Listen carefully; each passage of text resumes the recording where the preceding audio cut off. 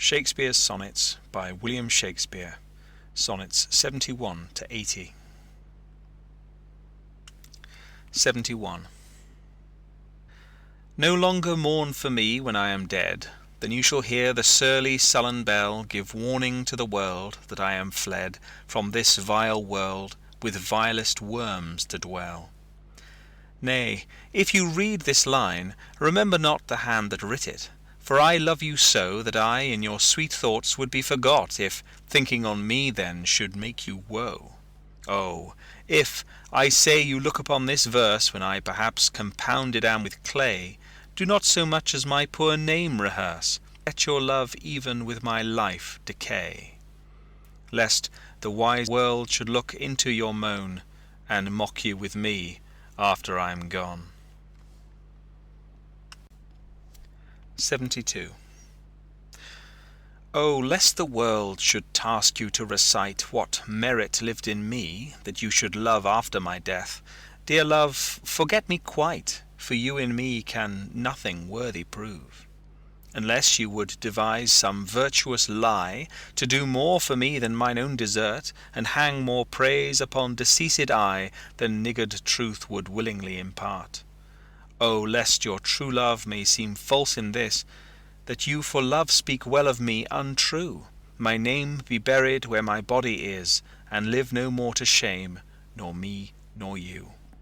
For I am shamed by that which I bring forth, and so should you, to love things nothing worth. 73. That time of year thou mayst in me behold, when yellow leaves, or none, or few, do hang upon those boughs which shake against the cold, bare ruined choirs, where late the sweet birds sang. In me thou seest the twilight of such day as after sunset fadeth in the west, which by and by black night doth take away, death's second self, that seals up all in rest. In me thou seest the glowing of such fire, that on the ashes of his youth doth lie, as the death-bed, whereon it must expire, consumed with that which it was nourished by. This thou perceivest, which makes thy love more strong, to love that well, which thou must leave ere long. 74. But be contented, when that fell arrest without all bail shall carry me away, my life hath in this line some interest, which for memorial still with thee shall stay. When thou reviewest this, thou dost review the very part was consecrate to thee. The earth can have but earth, which is its due. My spirit is thine, the better part of me. So then thou hast but lost the dregs of life, the prey of worms, my body being dead, the coward conquest of a wretch's knife, too base of thee to be remembered. The worth of that is that which it contains, and that is this, and this with thee remains. 75. So are you to my thoughts as food to life, or as sweet seasoned showers are to the ground. And for the peace of you I hold such strife as twixt a miser and his wealth is found. Now proud as an enjoyer, and anon doubting the filching age will steal his treasure, now counting best to be with you alone, then bettered that the world may see my pleasure. Sometime all full with feasting on your sight, and by clean starved for a look, possessing or pursuing no delight, save what is had or must from you be took. Thus do I pine and surfeit day by day, or gluttoning on all, or all away. 76. Why is my verse so barren of new pride, so far from variation or quick change? Why with the time do I not glance aside to new-found methods, or to compounds strange?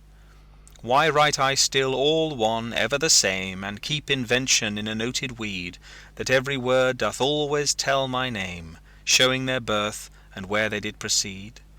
Oh, no sweet love I always write of you, and you and love are still my argument, So all my best is dressing old words new, spending again what is already spent. For as the sun is daily new and old, so is my love still telling what is told.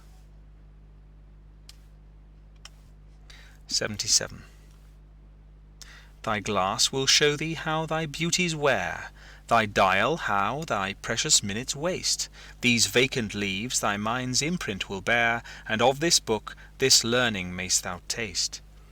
The wrinkles which thy glass will truly show of mouthed graves will give thee memory. Thou by thy dial's shady stealth mayst know time's thievish progress to eternity.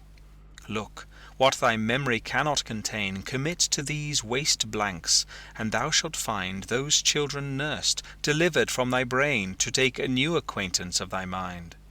These offices, so oft as thou wilt look, shall profit thee, and much enrich thy book. 78. So oft have I invoked thee for my muse, and found such fair assistance in my verse, as every alien pen hath got my use, and under thee their posy disperse. Thine eyes, that taught the dumb on high to sing, and heavy ignorance aloft to fly, have added feathers to the learned's wing, and given grace a double majesty. Yet be most proud of that which I compile, whose influence is thine, and born of thee. In others' works thou dost but mend the style, and arts with thy sweet graces graced be. But thou art all my art, and dost advance as high as learning my rude ignorance. 79. Whilst I alone did call upon thy aid, my verse alone had all thy gentle grace. But now my gracious numbers are decayed, and my sick muse doth give another place. I grant, sweet love, thy lovely argument deserves the travail of a worthier pen. Yet what of thee thy poet doth invent, he robs thee of, and pays it thee again. He lends thee virtue, and he stole that word from thy behaviour. Beauty doth he give, and found it in thy cheek. He can afford no praise to thee, but what in thee doth live. Then thank him not for that which he doth say, since what he owes thee, thou thyself dost pay. 80. Oh, how I faint, when I of you do write, knowing a better spirit doth use your name, and in the praise thereof spends all his might, to make me tongue-tied, speaking of your fame. But since your worth wide as the ocean is, the humble as the proudest sail doth bear, my saucy bark, inferior far to his, on your broad main doth wilfully appear. Your shallowest help will hold me up afloat, whilst he upon your soundless deep doth ride. Or being wracked, I am a worthless boat, he of tall building and of goodly pride.